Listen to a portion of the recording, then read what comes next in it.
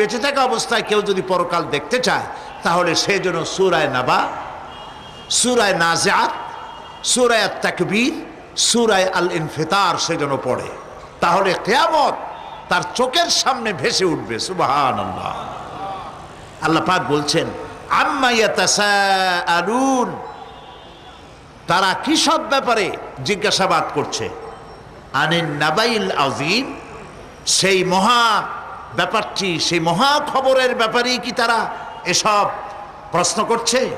আল্লাযী হুম ফীহি মুখতালিফুন, যে ব্যাপারে তারা নিজেরাই মতদ্বৈততায় ভুগছে এবং নিজেরাই ঠাট্টা বিদ্রুপ ইত্যাদি করে বেড়াচ্ছে।